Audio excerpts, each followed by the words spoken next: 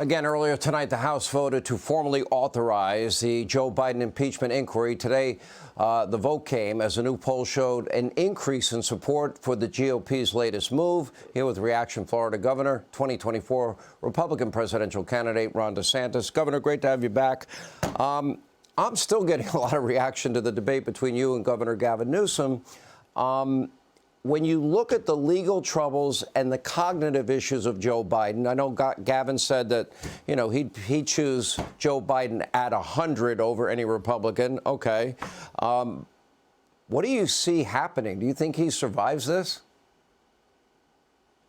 Well, Sean, I don't think we've spoken since that debate, and the reaction that I've gotten has been incredible in terms of obviously being able to show that freedom works and the California model's a failure, what that means for the country. But people appreciated the way you set it up, and they said it was the most substantive debate that they've seen in this entire election cycle. And so kudos to you for doing it. I know he had challenged me and you asked me to do it. So I'm glad we were able to get that done. And just know, if you want to do other debates, Nikki Haley and me, I'm in. Donald Trump and me, I'm in. So just say the word.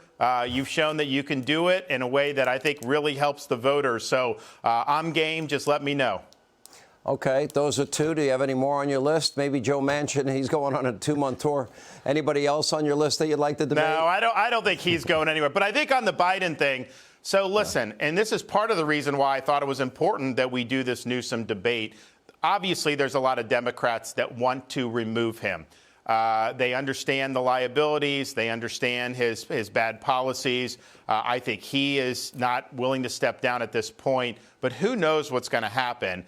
And I think this inquiry is justified. I think it should have been done long ago. He's got so many issues that are clouding his presidency. He clearly would not be a great candidate for the Democrats. So Republicans, we need to be ready for whoever they pull out of the hat. Newsom has been waiting in the wings. I mean, quite frankly, after that debate, I'm not sure that that's the candidate that they would want, because he embraced Biden, said Biden did an A+ job as president. Are you kidding me? But then he also is saddled with all of his baggage in California. You have homelessness through the roof, crime pushing people out of communities, and even all the poop on the street in San Francisco. So I don't think that they want to have to litigate on two fronts, to have to defend Biden's failed policies and defend the failed California policies. But I do think we have to be ready that it could be someone else.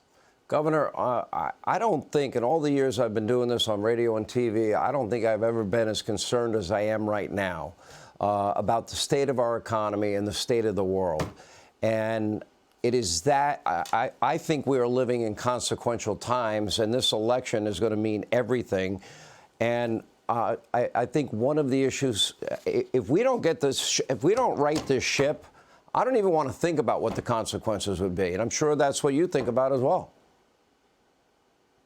Well, think about it. We have a government that's actively working against hardworking Americans. They're working hard. They can't get ahead because of inflation, interest rates, Bidenomics, the bureaucracy. We have an open border where 8 million people have come since Biden's been president from all over the world, including the Middle East. We know that there are potential terrorists that have come in. That's made the American people less safe, less secure. We have fentanyl pouring into our communities. We have cities that are collapsing. San Francisco, Los Angeles, but also Philly, Chicago, all these places where obviously cities have always had issue, but they're becoming unlivable. So you have all these issues that are compounding. And then, of course, you have China on the march.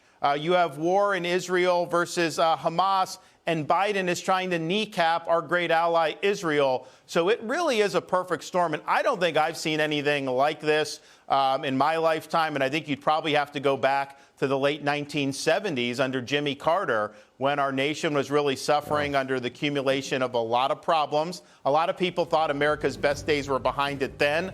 Ronald Reagan thought differently. I think we can reverse this decline, Sean, but 2024 is make or break. You know, that's why I thought the red state, blue state debate was so important.